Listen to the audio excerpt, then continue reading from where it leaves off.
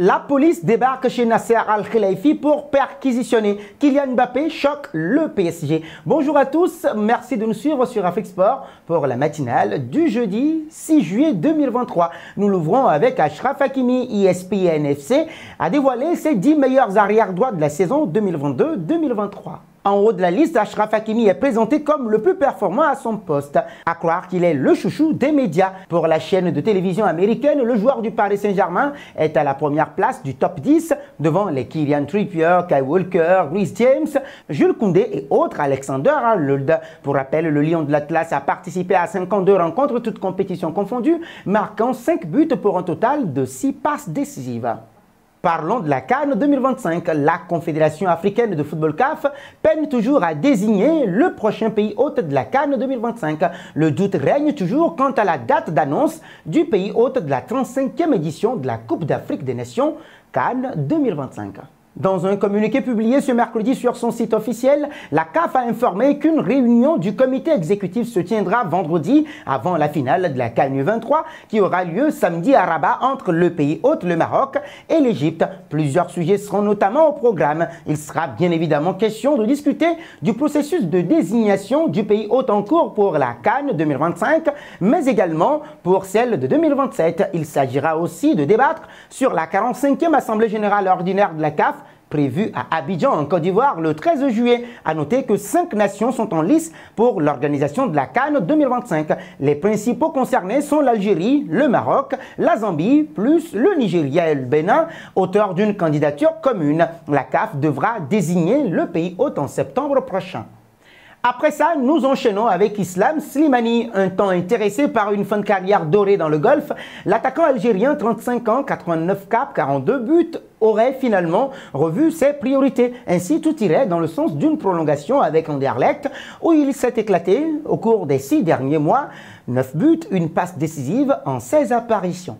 En tout cas, c'est ce qu'a laissé entendre l'intéressé dans une interview accordée à l'équipe ce mercredi. C'est certain, j'ai trouvé de la stabilité, des bons joueurs, un bon staff et des fans passionnés et un club avec une grande histoire. Ça serait l'idéal de continuer. Je me sens si bien à Bruxelles et j'ai adoré ce club. Maintenant, on a des échanges, on va voir quelle tournure cela va prendre. On saura dans les prochains jours à lancer le Fennec. Toutefois, l'ancien pensionnaire de Leicester ne se ferme aucune porte. Effectivement, j'ai reçu d'autres offres en Europe et dans le Golfe. Après, j'espère trouver la meilleure solution. En tout cas, peu importe le défi, je me donnerai à 100%, a-t-il expliqué. Une chose est sûre, Slimani ne devrait pas tarder à trouver un point de chute avant la fermeture du mercato estival le 1er septembre. Nous voici arrivés à l'instant quiz avec 3 indices pour connaître notre joueur mystère du jour. Premier indice, je suis un avant-centre de 35 ans.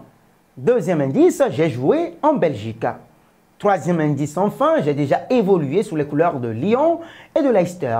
Qui suis-je? Vos réponses seront attendues en commentaire. Nos félicitations à tous ceux qui ont répondu. Wesley Tidiane Fofana, lors de la dernière matinale, c'était le joueur à trouver, puisqu'il est un défenseur central de 22 ans seulement qui joue à Chelsea. D'origine ivoirienne, il a déjà évolué sous les couleurs de l'AS Saint-Étienne. Parlons de la CAN U23. Samedi, les Lionceaux de l'Atlas vont affronter l'Égypte à l'occasion de la finale de cette 4e édition de la CAN U23. Ce duel entre le pays hôte, le Maroc, et le tenant du titre, les Pharaons d'Égypte, s'annonce prometteur. Si les deux équipes sont déjà assurées de participer aux Jeux Olympiques de Paris 2024, elles voudront finir en beauté le tournoi en soulevant le trophée. Car une finale, ça ne se joue pas, ça se gagne. Les joueurs des deux équipes n'ont donc qu'une seule obsession à l'heure actuelle, écrire l'histoire et laisser leur empreinte dans l'histoire de la Coupe d'Afrique des Nations U23. Les supporters des Lionceaux de l'Atlas et des Pharaons d'Égypte se préparent quant à eux à vivre une soirée mémorable, remplie de passion et d'émotion. Que le meilleur l'emporte et que cette finale soit à la hauteur des attentes des supporters. Nous poursuivons avec le défenseur du Real Madrid, Antonio Rudiger. Une visite de courtoisie, pour ne pas dire une rencontre de circonstances entre deux hommes qui se sont brièvement entretenus avant de prendre une photo symbolique. Profitant de ses vacances en terre gambienne, le footballeur d'origine africaine a ainsi pu rencontrer Adama Barrow, le président gambien, à qui il a offert un maillot du Real Madrid spécialement dédicacé à son intention. La France nous accueille à présent. Selon Mediapart, information confirmée par RMC Sport, des policiers de l'Office central de lutte contre le crime organisé attendaient Nasser Al-Khelaifi ce mercredi à sa descente d'avion pour perquisitionner son domicile dans le cadre de l'affaire des soupçons de trafic d'influence autour du club de la capitale française.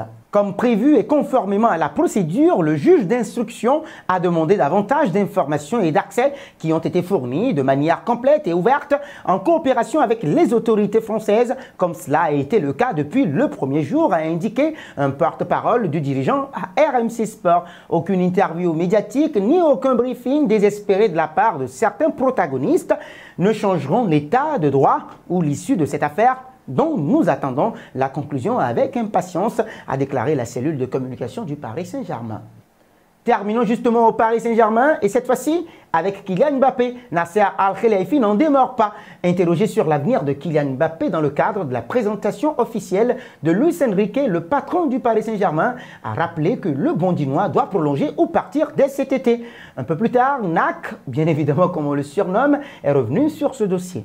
L'occasion pour lui d'expliquer qu'il avait été choqué par la prise de position de son attaquant. Nous voulons qu'il reste, mais il ne peut pas partir gratuitement. C'était notre accord oral et il l'avait exprimé publiquement dans une interview. Donc ce n'est pas discutable. Et j'ai été vraiment choqué d'apprendre qu'il avait l'intention de partir gratuitement. C'est très décevant parce que Kylian Mbappé est un garçon fantastique, un vrai gentleman. Et partir gratuitement en affaiblissant le plus gros club français, ce n'est pas lui. Quand j'ai reçu cette information, j'ai été choqué et déçu, a-t-il déclaré aux Parisiens. C'est la fin de cette édition matinale que nous refermons avec la question du jour. Pensez-vous que Kylian Mbappé changera d'avis après l'ultimatum lancé par son président? Vos réponses seront attendues en commentaire. Mais avant, n'hésitez pas à vous abonner sur Afrique Sport. C'est pour ne rien manquer des informations footballistiques. Dans la journée, vous aurez le Mercato ainsi que le journal du soir.